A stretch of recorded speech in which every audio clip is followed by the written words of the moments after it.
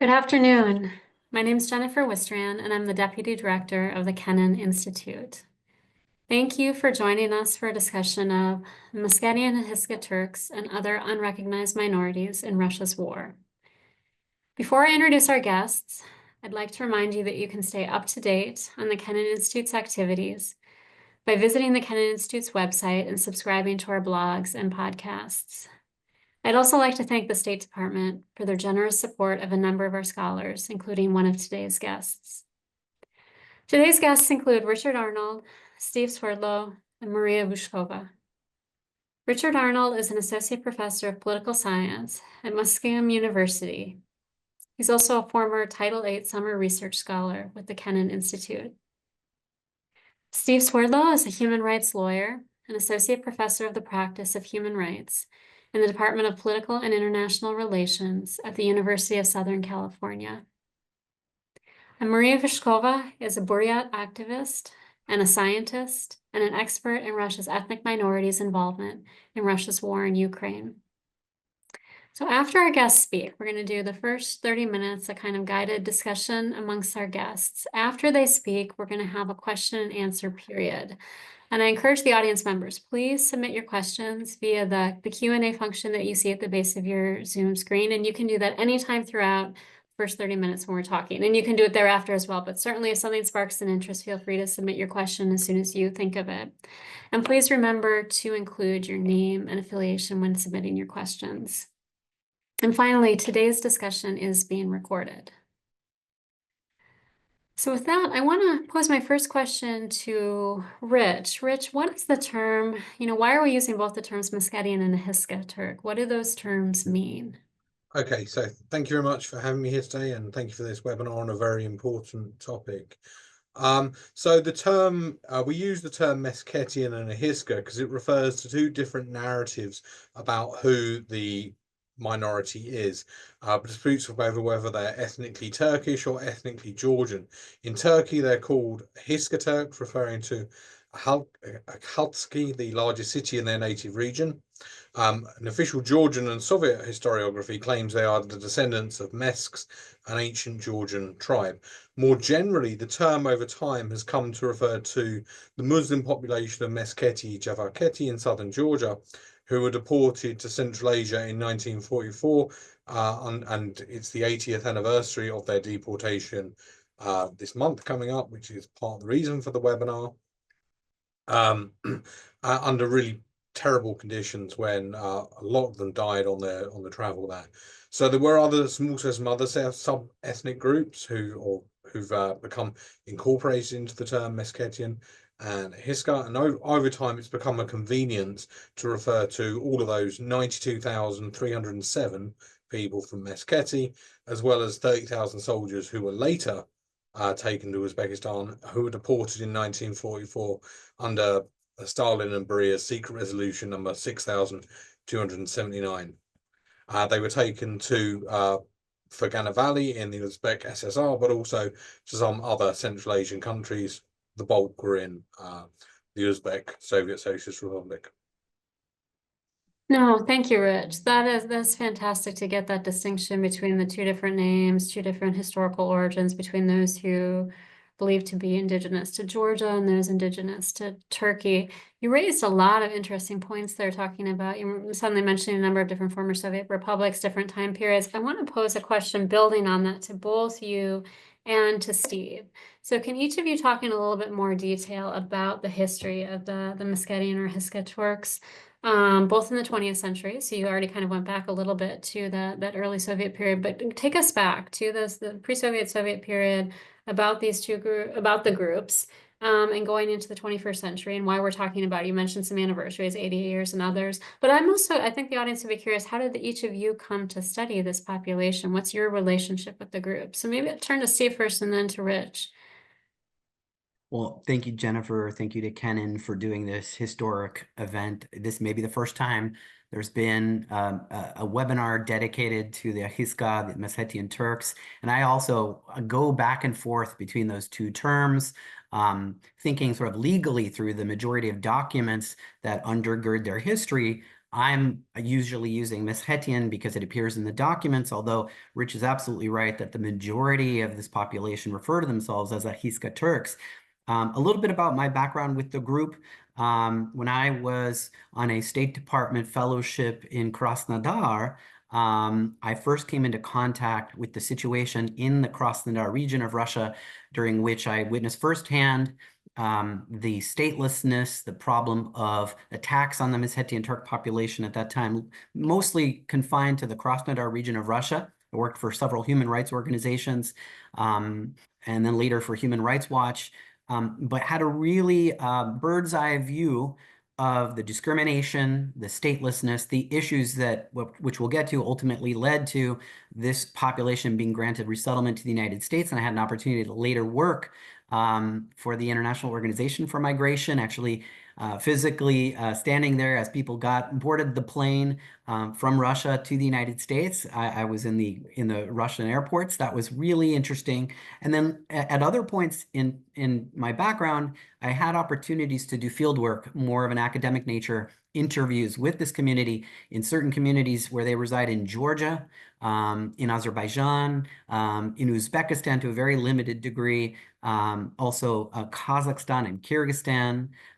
Really, the only place I haven't encountered them very closely has been inside Turkey. And now, of course, as we'll get to, their community in the United States is something that I've also Rich and I have had an opportunity and honor to get to know. So that's in a nutshell, that's my background. But going back to your question about history, again, it's a politically charged debate about the ethnogenesis. Were these, in fact, Georgians that were Islamicized and adopted the Turkish language, or were they Turks who adopted some elements of the Georgian language, of which there are some remnants in their language? But again, largely the consensus among the majority of scholars, among the population, is that linguistically, at least, we're talking about a Turkic population, which over the course of roughly 300 years, that territory was part of the Ottoman Empire. And in 1918, it becomes part of Georgian territory. We think back to Ataturk and Lenin and the demarcation of the Soviet borders. This population ends up in Georgia. And it's in the 1920s where we see passportization and Kardinizatsia, indigenization, which really becomes somewhat confusing. We see Meskhetian Turks being sometimes in their passports reflected as Azerbaijanis, as Turks, as Georgians, but ultimately, as Rich said, this leads a very paranoid Stalin and a very paranoid Beria to sign this order deporting the so-called Hemshins, Batumi Kurds, and Turks, Meskhetian Turks. These three populations, they're deported largely to Uzbekistan, Kyrgyzstan, and Kazakhstan. And then that opens up a whole new chapter of their history up until 1989, during which period they, again, live somewhat separately within the Uzbek SSSR in the Fergana Valley, but also in Tashkent, relatively successfully and really consolidating their ethnic identity as a deported population. They were very involved in the 1960s, starting to lobby the Soviet government to allow them to repatriate to Georgia, which was consistently refused. So again, another interesting historic distinction with them and the Ingush, the Chechens, the Balkars, the Karachay, the Kalmyks, the Crimean, not the Crimean Tatar, that's an asterisk, but the distinction is that they were not allowed in 1956 or later to ever return to Georgia, with the exception of small groups of the population that did resettle to Georgia during the Soviet period, and we can get into that a little bit later. Yeah, this is fantastic history. Really fantastic history. Rich, anything you'd like? Could you tell us how did you come? Steve explained how he came to study the population. What's your entree to the population, and any other historical facts you'd like to flesh out? So yeah, my thank you for the question. My introduction to the population actually came the other way around, because I wrote my doctoral dissertation on neo-Nazis in Moscow, and I developed a theory of why they use different forms of ethnic violence. I then was looking for other cases to apply it to in Russia to see if the theory traveled, and I happened to chance upon the Cossacks, who, as Steve mentioned, it was largely Cossack violence against the Ahiska was largely confined to Krasnodar, although that has changed of late. And we can go into the reasons for that later. But but I applied it to, I did a comparison of the Rostov and Krasnodar Cossacks, and in that way I got into studying the Ahiska Turks, and I've had a couple of research trips down to Krasnodar and Rostov, and I've worked quite a lot with the Ahiska Turk community in Dayton, Ohio, because it's quite close to where I live. And so to go back to your question about other notable events in the history, one can focus on the, as Steve mentioned, they were settled around the Fergana Valley.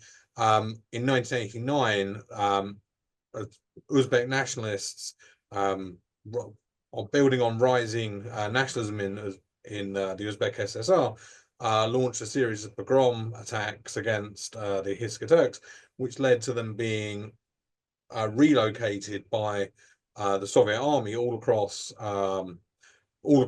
Russia and parts of the Soviet Union, which Steve mentioned, Armenia, Azerbaijan, including present-day Ukraine, which is actually very important. We can get to that later. But in most places in Russia, in the Russian RSFSR, they were resettled and given citizenship or at least not create too many problems for. But in Krasnodar, they were explicitly denied the right to become Russian citizens, despite being on Russian territory at the time of the creation of the Russian Federation. And this led to some really big problems against the Ahiska. They were a stateless people, as Steve mentioned, well into the new millennium, when they had only their Soviet passports. And so when were stopped by police or went to register for driver's licenses, all they had was their Soviet passport. And of course, that wasn't recognized because the Soviet Union didn't exist anymore. Coupled along with this was what some scholars have determined as regional nationalism, a plan or a program or a quest by regional elites in Krasnodar to try and get rid of the Ahiska Turks, including making their life difficult through unnecessary passport checks, which of course they couldn't provide for, but also using paramilitary attacks from Cossack groups, which were the focus of my book, and just a campaign of defamation of the minority, including an incident in 2001, 30th of November 2001, when 80 men who said they were Cossacks dressed in camouflage and waved air guns around attacking the Ahiska Turks, including the governor of Krasnodar Krai, the second post-Soviet governor, Nikolai Dukachov, using any and every chance to defame them, including accusing them of selling drugs, the inability to adapt, claiming they had a sort of inherent ethnogenetic quality which made them culturally incompatible with Russian norms, and simply an illegal presence. There was a famous speech on March 18th, 2002, when Dukachov proposed the creation of filtration camps for illegal migrants and flights for Turks to go back to Uzbekistan, bearing in mind, of course, that they were never, that wasn't their indigenous land. No, thank you. Thank you, Rich. And you mentioned some things I know we will pick up again. I'm sure a lot of people are curious as to why were the Meskhetians and not allowed to repatriate when some of the other groups were post-Stalin's death in 1953. But I want to pivot back to Steve and ask a follow-up question. You talked about your legal work, with IOM and others. How did it, and we talk about kind of the fraught relationship with the US and Russia right now. How is it that the US and Russia came to cooperate on resettling the Meskhetian and Ahiska Turks to the US? How can you explain a little bit about that process, when it took place and how it actually came to be? Right. As Rich was just painting, the situation was dire in Krasnodar in the early 2000s. When I arrived there in 2000, I was witness to, the previous governor, Nikolai Kondratyenko, was famously anti-Semitic, anti-migrant, anti-Armenian, anti-Turkish, you name it. It was rabid discrimination. And it got worse with the next governor, Dukachov, which led the human rights community, Memorial, the legendary Russian human rights organization, but also the local activists in Krasnodar, the Meskhetian Turks themselves, like Sarvar Tedorov and other people who were part of, again, the Soviet era group called Vatan, which means fatherland, which had advocated for rehabilitation and repatriation to Georgia. They were looking for solutions. And as Rich said, they couldn't remain living just with Soviet passports. They were in segregated schools. They had no health care. They were constantly beaten and stopped on the streets. And this led, I think, a really creative grouping of Russian and American activists to come up with a solution, which to me represents the best potential of the refugee policy, which is that in 2003, the State Department agreed that they would endorse a U.S. Meskhetian Turk resettlement program, which ultimately resettled between 2004 and 2007, 13,000 Meskhetian Turks, Ahiska Turks, to the United States. That population has now grown to around 20,000, although a more sort of exact census and efforts to count the community are now underway. But this required actual cooperation between Moscow and Washington. And interestingly, as I've written, it was the classification of the Meskhetian Turks as Uzbek nationals. It was very sensitive for the United States to say we're taking Russians and we're resettling them to the US. So what they did was really sort of emphasize the fact that these were nationals or residents of Uzbekistan who were stateless in Russia. Now, in reality, many of them did, by the time of the resettlement, have Russian citizenship. But the category essentially was to limit the resettlers to those residing in the Krasnodar region of Russia. So that also was, again, interesting in the sense that it excluded all those in Rostov, in Belgorod, in Voronezh, in Stavropol, in Kalmykia. But again, when you look at this community in the United States now, it includes some of the people that were able to move to Krasnodar in time before the door closed. And so this was a moment, it did involve cooperation between the United States and Russia. And ultimately, again, it was a historic movement of people to the United States. Yeah, and that's just fascinating. I myself did not know about the fact that they were reclassified as Uzbek nationals in order to deal with sensitivities between, yeah, fascinating details. I wanna, before we transition over to some questions from Maria looking at other minority groups, Rich, I want to ask you another question, but also first I want to remind the audience, please do feel free to start sending in any questions you have. And you can do so by going to the base of your Zoom screen and hitting the Q&A function. Do so now, and then we'll switch over to discussion with the audience in about 10-12 minutes.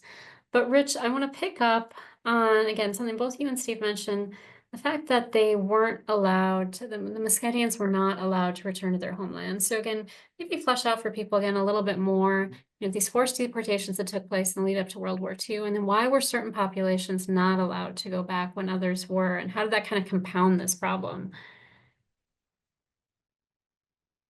Okay, so thank you for the question. Yeah, so in 1944, during World War II, the Turks were designated as enemies of the people, and this had the Ahiska Turks, excuse me, were designated as enemies of the people. And this label had implications for a long time afterwards. People speculate about the reasons why Stalin chose to deport these people. Some argue that it was in preparation for an anticipated future war with Turkey and fears that they would, would perhaps be a fifth column or something, but those remain unknown.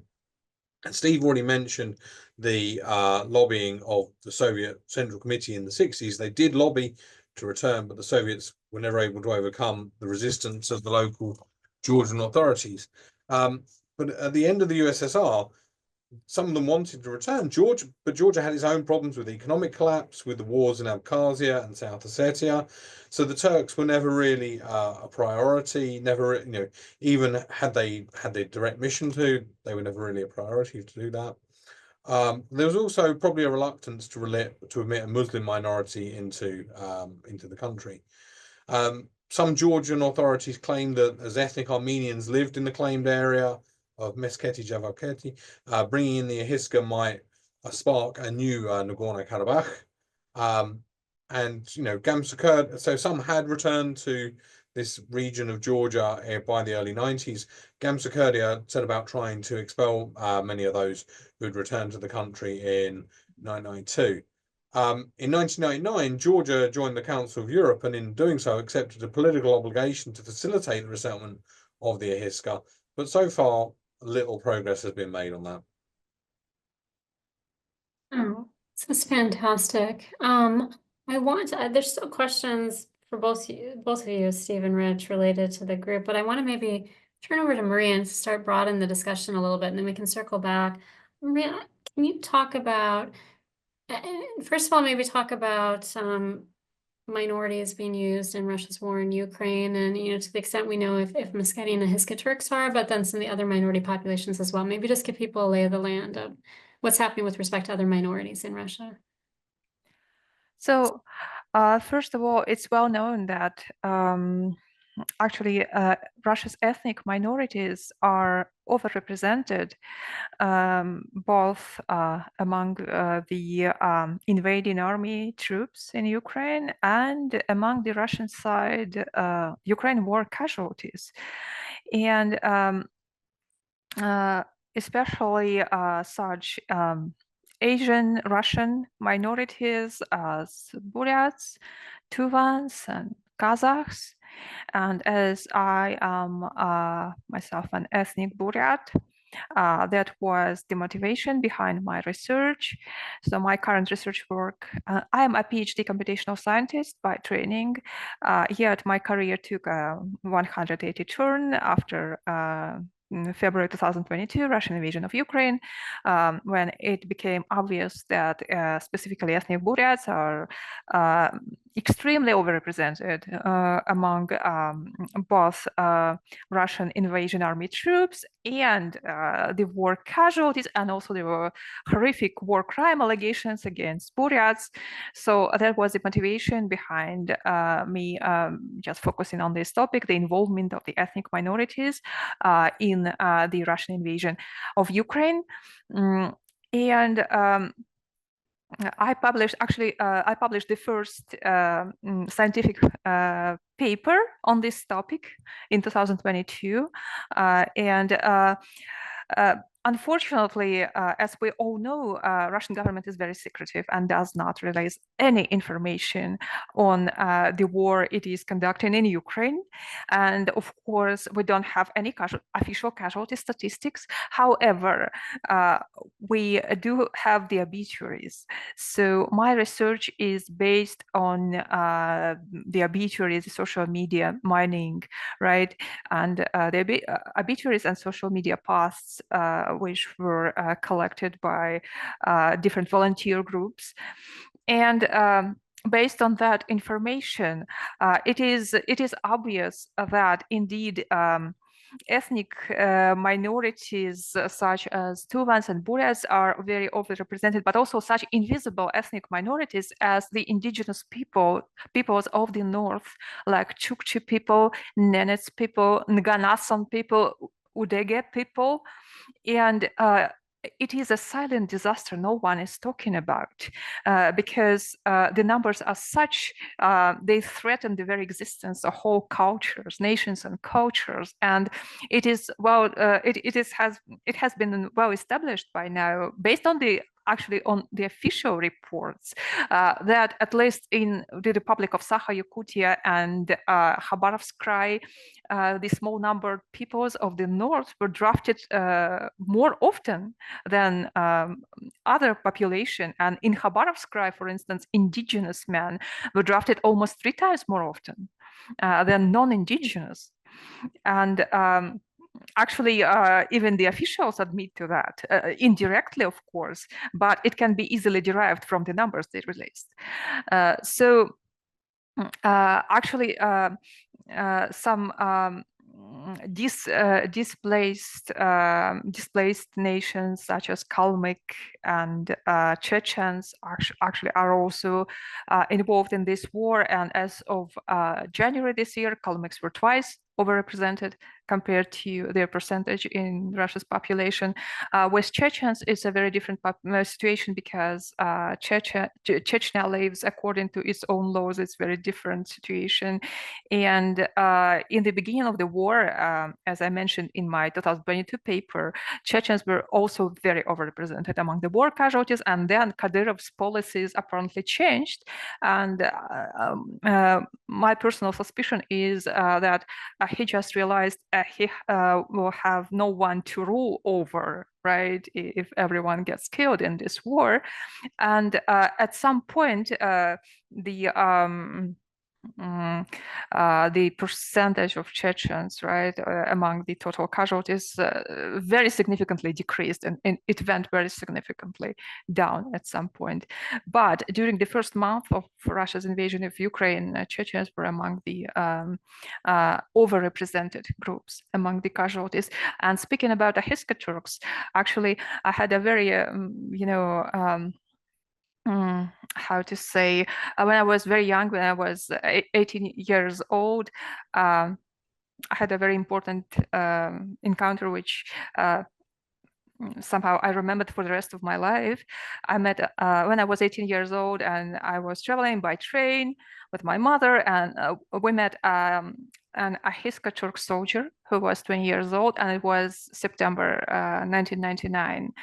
It was right after the apartment building bombings in Moscow, when the second Chechen war in Chechnya just started, and he was a conscript. He was a Russian army conscript, and he knew that his military unit is about to go into battle in Chechnya, and he already knew what is ahead of him, and he had already heard terrible, horrific rumors about what's going on in Chechnya, and he was obviously scared for his life.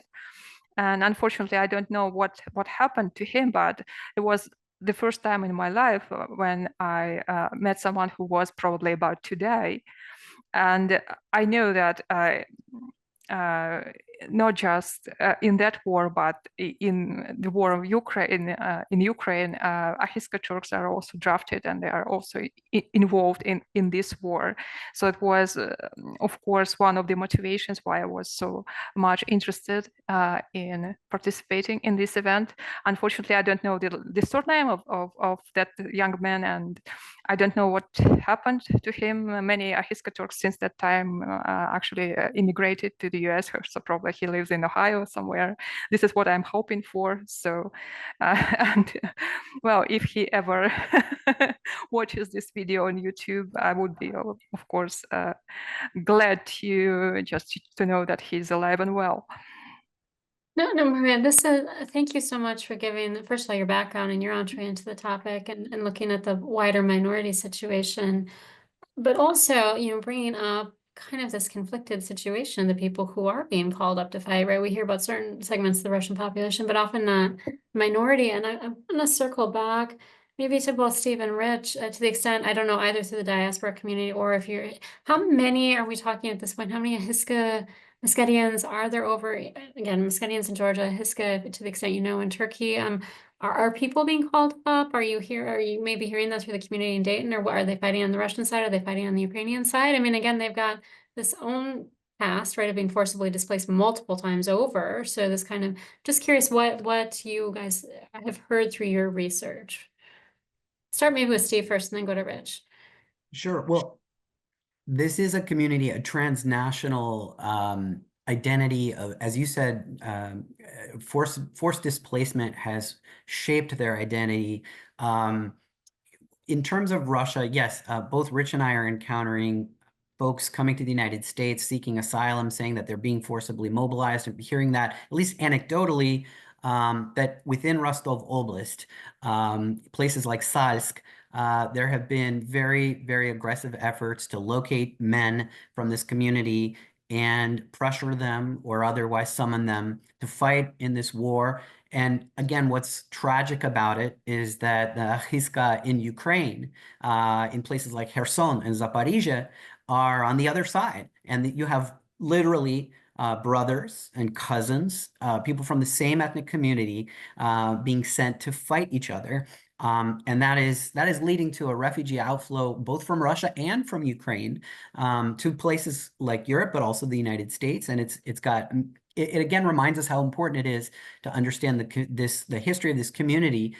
Just to paint a little bit more in-depth picture of where they're living in Russia, what we know is that the most concentrated population is in Rostov, followed by Stavropol, followed by Krasnodar, followed by Kabardino-Balkaria, but also places like Voronezh, Smolensk, Belgorod, and Kalmykia. Those are largely where they're concentrated. We're talking about, according to the latest estimates of the community I've talked to, maybe 100,000 people. But again, a lot of people without the designation of Turk or Meskhetian Turk or Ahiska Turk in their passport. So it's a complicated picture. And in Georgia, since I know we'll leave this and it will be hard to come back, Jennifer, I just wanted to mention that, we were talking about probably 1,500 people in Georgia who managed to survive the tumultuous period of the early 90s, what Rich said, when Gamsahurdia and others pushed them out.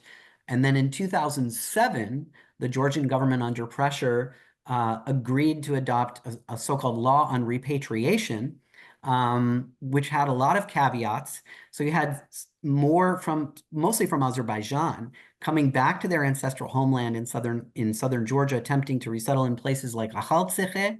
But there was a big catch, which is that the Georgians said, in order to get Georgian citizenship, you're going to have to withdraw from any other citizenship, even while you wait to acquire Georgian citizenship. And as Rich said, there was a lot of, again, bias and suspicion that this group is somehow treacherous or traitorous or disloyal, or there could be conflict with the Armenian community in Javakheti. And so it didn't go well. Many were forced to leave again, a second time from Georgia. And so we're talking about now really only those that pretty much adopted the Georgian orientation. And again, this is a community that ended up there in the 1980s with the help of Shevardnadze at the time as the general secretary. So in Guria and in Imereti, in Western Georgia, you still have these sort of very small communities and they call themselves Meskhetians rather than Meskhetian Turks. But the larger group of people that want rehabilitation and want the right to repatriate, they're still waiting for that. And I'll just add one last piece of news that I've learned, which is that one group of activists are thinking, and I think this is going to again be some from the US, some from Azerbaijan, Kazakhstan, are actually thinking about trying to mark their deportation in Tbilisi with some sort of demonstration in about 10 days from now, which is when the original deportation took place. So it's very interesting how the demand for rehabilitation and repatriation remains very salient in the minds of many Ahiska Turks. Yeah, no, that is fascinating information, how visceral it sounds like it still is when we're talking at this point, a couple generations on, right? The people are still, that is fascinating information. Rich, could you add on to that at all, what you know about kind of the mobilization of the population? Yeah, just pretty much to emphasize what Steve has said. We've been working with some asylum seekers who in their affidavits or in their statements have said, there's a lot of, we're being mobilized in various different ways, and I don't want to repeat necessarily what Steve said, but I'm just going to emphasize a couple of points. Some of the statements I've seen have said that the Turks, some of the Ahiska, were being recruited, given draft notices even before the war began. So a month or a couple of weeks before the war began. And I'm here seeing stories of people having being handed draft notices on the spot. So so you report to your military, your voinscommandant. And in Ukraine, I've been working with a Ukrainian journalist called she's a British journalist, but she's in Ukraine, called Liz Cookman, who has documented how Turks are being called up in Ukraine, and they were treated a lot better. So in many cases, some accept their obligation to fight, but again, they're shooting at their own kin in some cases, and the war is being fought on the very lands where they resettled, and it's just another step in a very sad story. A lot of them were resettled in Kherson, in parts of Donbass, and it's another step in a very sad story, which is just seeing them be rootless and deported and shuffled from one place to the next, and in an almost seemingly unending deportation. Yeah, no, it is really true. If you look at where we're talking about geographically, even right, that whole Black Sea region, right? A lot of the populations there were forcibly displaced. Well, the Circassian and the whole numbers that have been forcibly displaced. I want to turn to audience questions and encourage our audience, please, to send in some more questions again. Anything that you're interested in, Meskhetian, Ahiska, the minority populations, mobilization, and again, spanning historically or present day. Well, we're waiting for a couple more questions to come in from the audience. Maria, I want to turn back to you. And are you seeing also, and just curious, because I know you talk about, linking this to 2022 and you yourself becoming increasingly interested, being Buryat and like seeing this, are you seeing any types of discussions, either people in Russia or people, let's say maybe that are over in Eastern Europe or diaspora, in the US, like discussions that people are having? Because as you're saying, there's not a lot of attention getting to this. So it's very interesting because there is very stark contrast between, the sensationalism around such minorities as Chechens and Buryats. For instance, let's remember the infamous interview by Pope Francis, the head of the Catholic Church, right, in the end of 2022, right, where he explicitly blamed all the most horrific war crimes in Ukraine on Chechens and Buryats, and he said Russians are not to blame. It's those ethnic minorities who are from Russia but not of Russian traditions who are to blame, right? And this stereotype of the bloodthirsty warlike savage actually it still it still exists, and unfortunately it became very popular in the media, not just in Ukraine or in the independent Russian language media, but also in the West to a certain extent.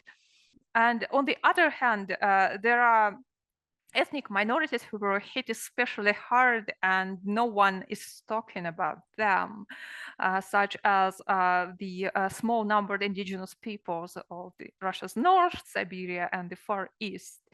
And it is indeed a disaster, and very few people actually talk about other ethnic minorities. Let's say Astrakhan Kazakhs, right? They make up about 16% of the region's population, yet 50, like one half of the casualties from the Astrakhan region. This is an obvious inequality, obvious disproportion. They're dying several times more often than the rest of Astrakhan region's population. Or, for instance, Turkmens in Turkmensky rayon of Stavropolye, and they, in a sense, historically share the same fate, because both Turkmens in Turkmensky rayon and Astrakhan Kazakhs, at some point they were let in by the Russian emperors, right? I think it was Paul I for Kazakhs, and I think Catherine the Great for Turkmens, and they were let in, and they were allowed to settle because they were fleeing the attacks of nomadic tribes. Turkmens are also overrepresented among these war casualties. So no one is talking about this, and what's interesting here, they are overrepresented not just compared to their fraction in Russia's population, but also they are overrepresented inside their regions. So it's apparently it's pretty obvious that it has to do with discrimination.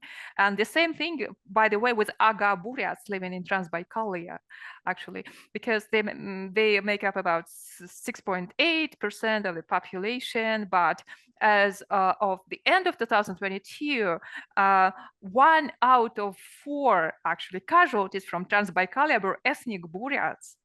And I think it correlates with them losing the autonomy there, because there was Aginsky Buryatsky Okrug until 2006. And then it was merged with Transbaikalia, and they lost their ethnic autonomy. And actually, the perception of discrimination by Buryat population is the strongest in that region. And I think it's not a coincidence that the overrepresentation of Buryats among the war casualties is the biggest among all three regions where Buryats live: Buryatia proper, Irkutsk region, and Transbaikalia. So I think it obviously has to do with discrimination and with loss of ethnic autonomy there. And no one is talking about this, to my regret. So we need to do something about it. No, you're right. I mean, and the points you're underscoring, just whether it's the data points, right, the percentages, or the perception, that's what's also Yes. very interesting, right? How perception then gets spun and used almost to kind of create a reinforcing cyclical. No, we're getting in several questions coming in, so I want to turn to a couple questions from our audience. First question, are the few Meskhetian Turks living around Samtskhe organized? Anyone who wants to pick up that question. Well, I had an opportunity to do some field work in Georgia in 2023, where I met with an organization in Akhaltsikhe, a Georgian NGO that was attempting to help those that had resettled to Georgia in accordance with the 2007 law on repatriation. And that NGO reported to me again that I think the official numbers were that between 2007 and 2010, over 5,000, about 5,400 applications were made to repatriate to Georgia in connection with this law, which again was only adopted under pressure from the Council of Europe. But by 2000, after 2010, only 2,000 of those applications had been accepted by the Georgian authorities, and a larger number have probably left. And so again, oddly enough, it's the villages, not the city. It's the villages that I visited much earlier where you have seen that population remain. One village or small city in Guria, one in Imereti, where the Meshetians that long ago adopted the Georgian thesis on their ethnogenesis were able to assimilate and integrate, many of them having Georgian surnames, whereas those with Turkic surnames who attempted to move into the environs or surroundings in Samtskhe, Javakheti, and Akhaltsikhe really had troubles, many of them not able to obtain employment. And so when we talk about organization in Georgia, it's interesting. There was an activist named Marat Baratashvili, the son of another activist from Uzbekistan, who again sort of advanced the Georgian thesis. And there were some NGOs more active, again, years ago in Tbilisi that were organizing events and recording testimonies and interviews about the deportation. And again, this was interesting work because it contributed to the writing of history of this population. But again, it had to be done in a way that emphasized that thesis, whereas the larger majority of the community that remembers deportation, and they are organized as well, but they're outside of Georgia and they're writing a different history. So it's a really interesting scenario of conflicting history, but it is very difficult in Georgia to still today to discuss this topic. And there's a sense that it is quite sensitive. The sense I got in touring and speaking with activists in Akhaltsikhe was that you still can't really speak about this very openly. And so Georgia still has a lot of work to do in terms of meeting its obligations and its international commitments to recognize this, as does, by the way, Russia and as does Uzbekistan, which also have remained very silent about their historical fault and their part in the deportation and then the 1989 Fergana events. Yeah, no, thank you for that. And again, it is astonishing, and that's why I think it is so important to have a discussion like this for this one population to have been moved to so many different places, right? And not, it's really incredible. Next question we have is coming. Georgia appears to be waiting for a generational shift, anticipating that once the last surviving members of the deported generation pass away, the next generation may be less insistent on repatriation. It's an interesting question. It's kind of building on the previous kind of, so people's reactions, do you think there is the Georgian government waiting, or no? Do you think there are is it legal obstacles? Is it cultural obstacles? What's impeding this kind of resolution of the circumstances? And anyone feel free to take the Well, I'll start, but I don't want to dominate too much. I'll just say that I do think that, I mean, they have no political capital in Georgia or Georgian politics. It's unfortunately a situation where there's really not much pressure, for Georgian authorities to act. And it has been interesting, again, to the way the fears of ethnic conflict were instrumentalized in order to avoid allowing the repatriation, to some extent worked in official circles. And yet I think, again, and I think Rich would probably agree that in our conversations, the memory of the deportation, whether or not people decide to repatriate, I think it's just that acknowledgement is so important, as we've seen it in the Crimean Tatar example. We've seen, I think, in Canada, recognition of the deportation, getting some official recognition. I think that issue is very important. And again, it's not purely a Georgian issue. I don't want to only single out the Georgian authorities, but I do think that we're not likely to see a large repatriation or resettlement to Georgia at any time. I think it's more of an issue in the history, in the acknowledgement, in this population being seen and being heard. And by the way, of course, even the much smaller groups with them, the Hemshins, the Batumi Kurds, who we also don't speak about. In terms of deportations, yes, Chechnya, the Chechens and the English case have gotten a lot, and the Crimean Tatar case have gotten a lot more attention. And that goes back to why I think this event, Jennifer, is very important. No, thank you. And Rich, I don't know if you want to, and I just actually want a second it is, for those who are interested in the history, look at the Black Sea region and look at that coast going down by Georgia and look at the historical, I mean, you've got so many different nationalities that are represented and that are actually no longer there, right? Or people who are trying to come back. So it is just, the history is fascinating. Rich, did you have anything you wanted to add on? Otherwise, I will Not go on to our that next question. Okay, great. I will go to our next question. This looks maybe more geared towards Maria. It says, does the overrepresentation of ethnic minorities as casualties of the Russian army's invasion of Ukraine represent a covert effort by the Putin regime towards a kind of, quote, ethnic cleansing in Russia?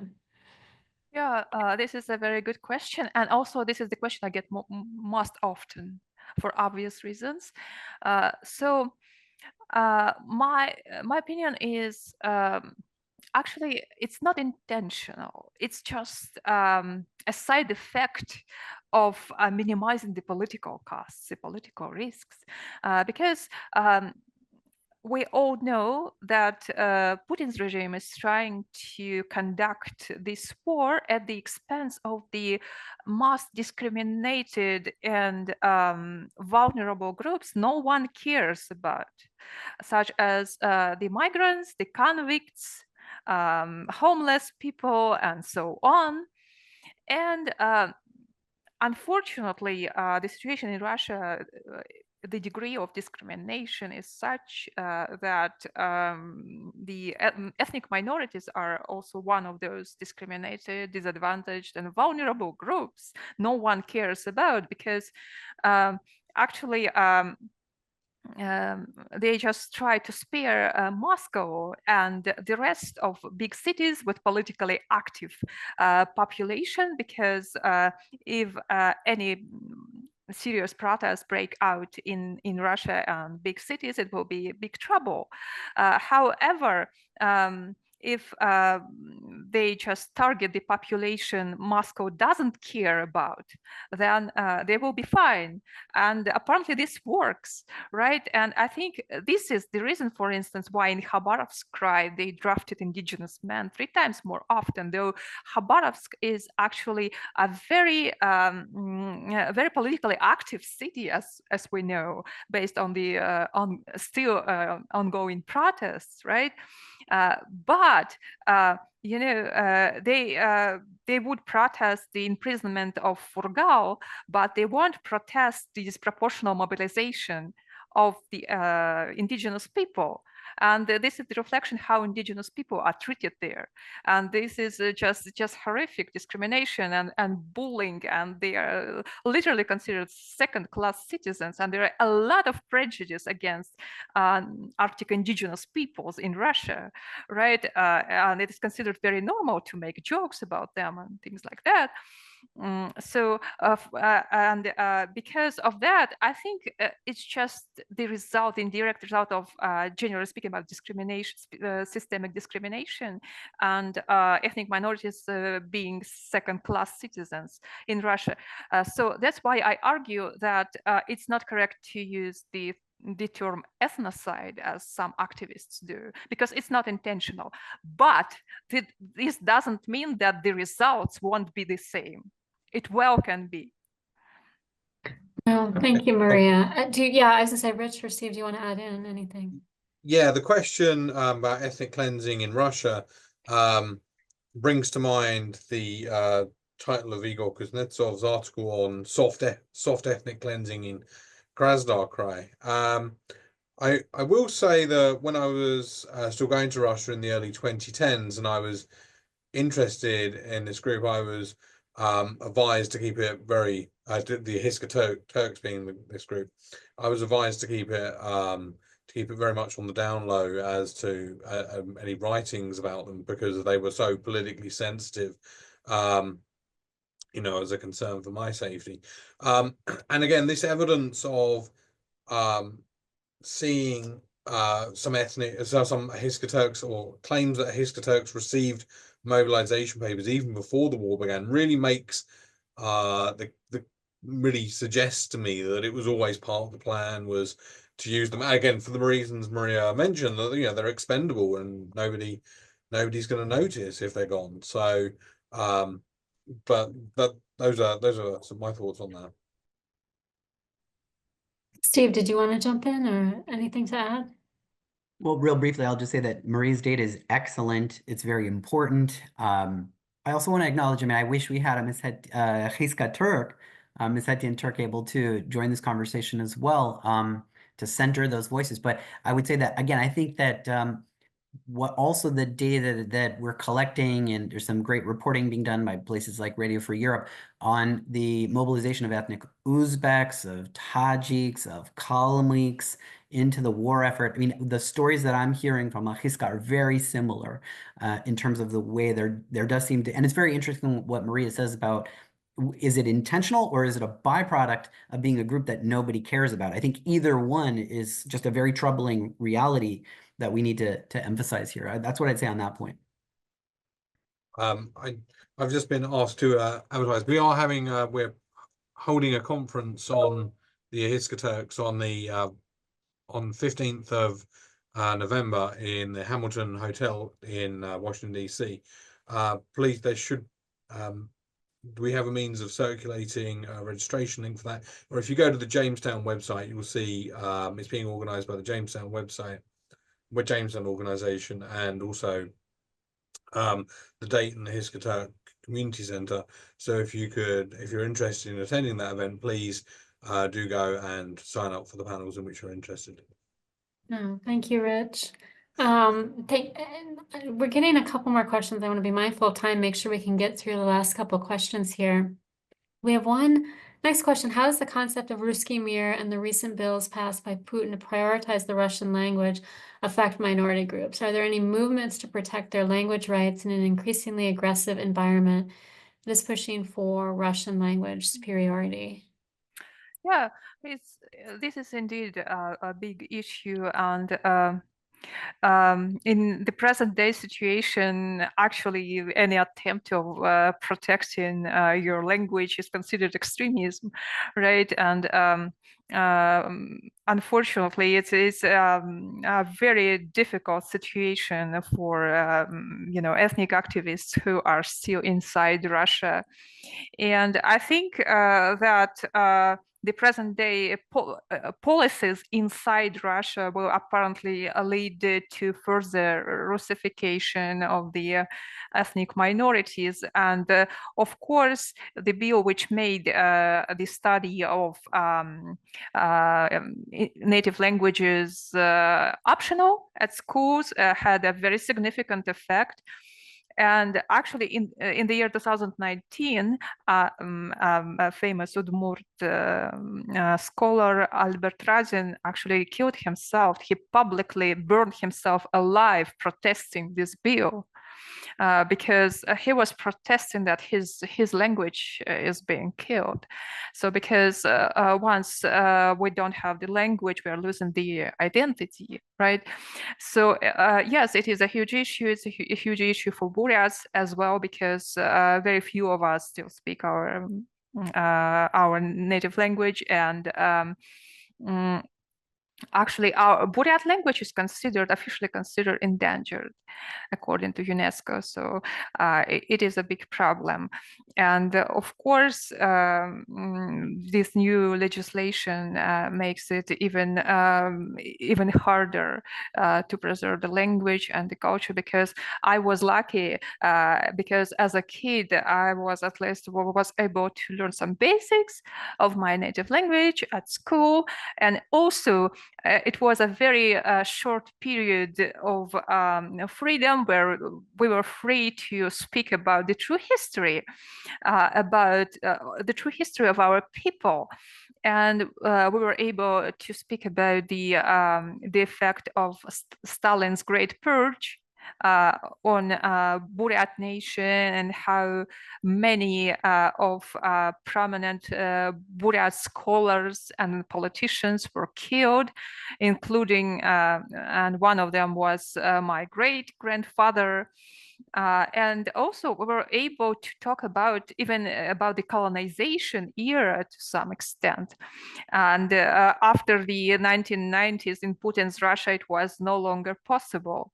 So unfortunately, the tendency is very dangerous here, and I don't see how we can turn the things around at this point.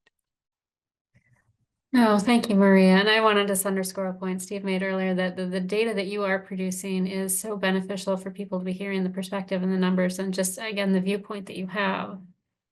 We are down to the last, 4 or 5 minutes, so I want to try and get through our last couple questions here. So maybe everyone keep your answers maybe to 90 seconds or so. For the next question, interesting. How have these populations fared in Kazakhstan? And I'm assuming this is maybe coming from someone who knows that a lot of the forcibly displaced peoples ended up in Kazakhstan. So any insight you guys have on any populations in Kazakhstan that are not? Kazakhstan's a really interesting case in the sense that, and I was meeting with some Meskhetian, again, I keep going between both terms. I was meeting with some members of the community this summer in Astana and Almaty. They do have established cultural organizations, to answer the question. There's about 100,000. And again, Kazakhstan's one of those cases where there's been, it's as we know, very highly multi-ethnic, a legacy of so many deported peoples sort of remaking Kazakhstan and contributing to Kazakhstan. So maybe for that reason, the trajectory was different. It was very different than there was no analog to the tragic Fergana events of 1989. Ethnic-based nationalism was not as strong, but it is maybe a footnote to this to at least mention, so it doesn't get forgotten, that in neighboring Kyrgyzstan in 2010, when you had the toppling of the Bakiyev government and a revolution, prior to those events taking place in 2010 in Kyrgyzstan, you had small-scale pogroms directed against the Ahiska Turks outside of Bishkek in a place called Mayevka. And so you have seen again that this group has always been vulnerable wherever they are. And in Kazakhstan, again, that's an authoritarian environment where you have to stay within certain confines to discuss certain things. And so I wouldn't paint it as a paradise, but I'd say that they've fared better. As they have also, you can say, in Azerbaijan, whereas there, because of the closeness of the ethnic identity, there's been a lot of assimilation in both of those places of sort of Ahiska Turks being enveloped into the larger Turkic identity. Yeah, no, thank you. Thank you. And another question we have, it sounds like there is a very strong cultural, religious, etc., strictures against marriage outside of one's own ethnic group among persons resettled in the former Soviet Union. Is that true? How about the persons resettled to the U.S.? Is there much intermarriage among those resettled in the USA? Do U.S.-born kids learn ancestral languages, customs, etc.?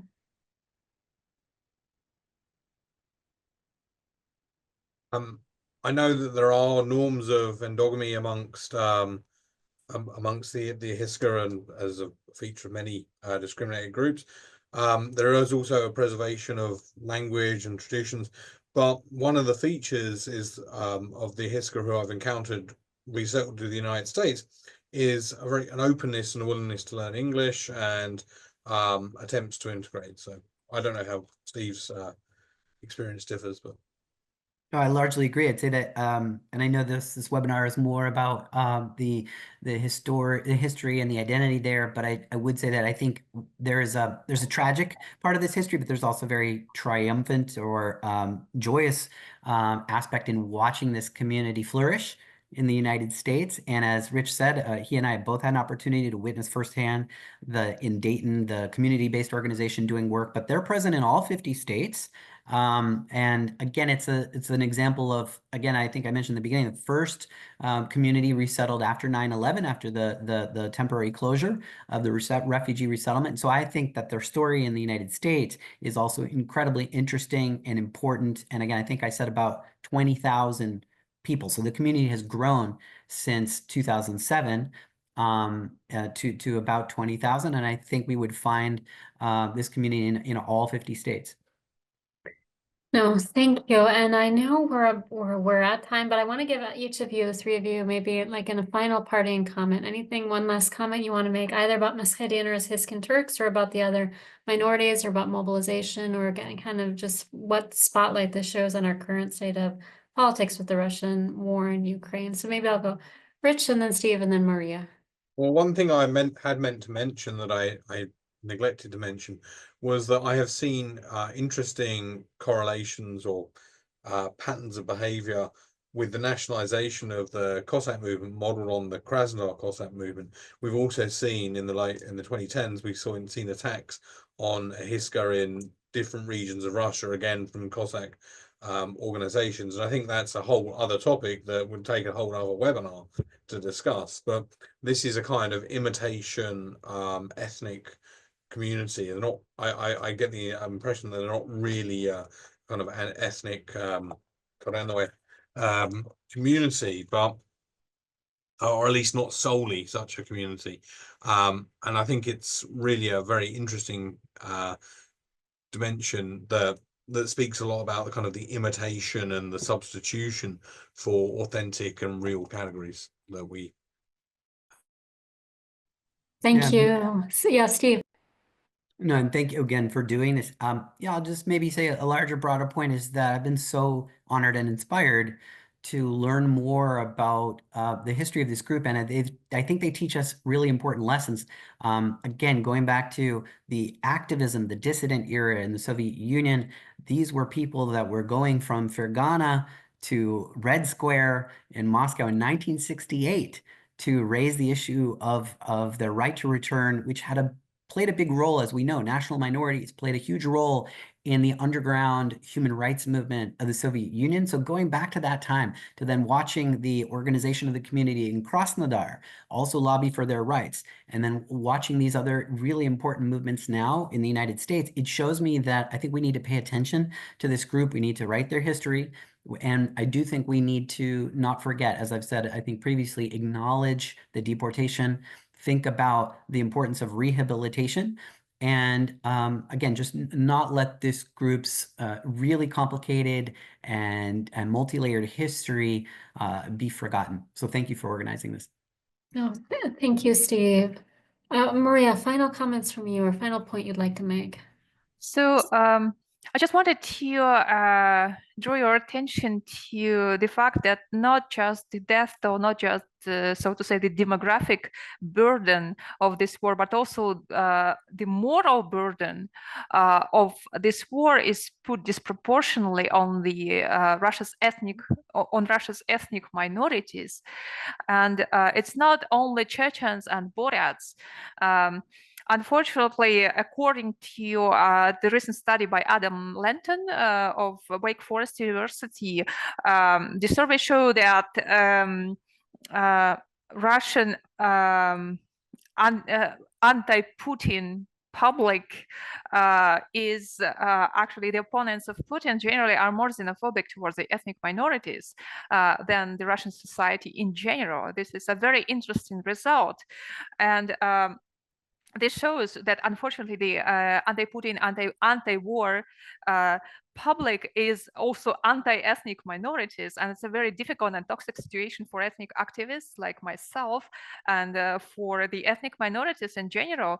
And unfortunately it has spilled over to the Western discourse as well. And in Ukraine, apparently, just because according to sociological surveys, majority of Ukrainians, or a very significant percentage of Ukrainians, expressed positive attitude towards Russians until the 2022 invasion.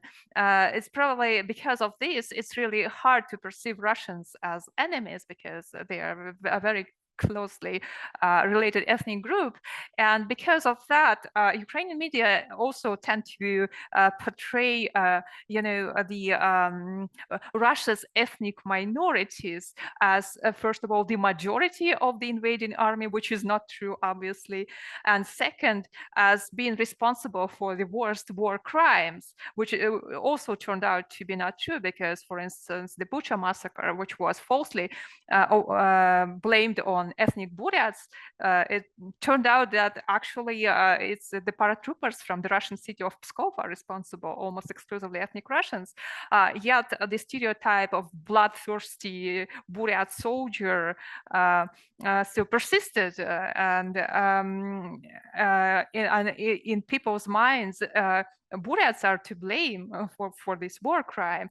So the biggest problem here that somehow it formed a consensus among the Russian anti-war public, Ukrainian public, and even a significant amount of people in the West, that actually it's Russia's ethnic minorities who are to blame. And I think it's a big success for the Kremlin, actually shifting the responsibility like this. So I think I just felt obliged to talk about this, because it is a very important issue, especially given that Russia's ethnic minorities, indigenous people like myself, we live outside Russia as well, and some of us live in Ukraine, and some of us were mistreated there, unfortunately. So just based on our ethnicity. And this is a big issue. It's also a human rights issue and indigenous rights issue. And just please spread the word about this and don't stay silent. No, thank you, Maria, for underscoring that, right? And that's why it's so important to have people from different populations speaking, because it can be very easy to make a kind of generalized perception on how people are perceiving what's taking place. So thank you. Unfortunately, we're over time here now, so we're going to, Rich, do a very quick comment. Very quick comment. I did put a link to the conference in the chat, the Jamestown conference that I mentioned earlier. So please, if you're interested, thank you. I'll be there too. So, thank you very much to our guests, Richard Arnold, Steve Swerdlow, and Maria Vyushkova, for an excellent conversation today. And thank you to our audience. Again, wonderful questions that came in. So we look forward to seeing everyone again soon. Thank you. Thank you. Thank you.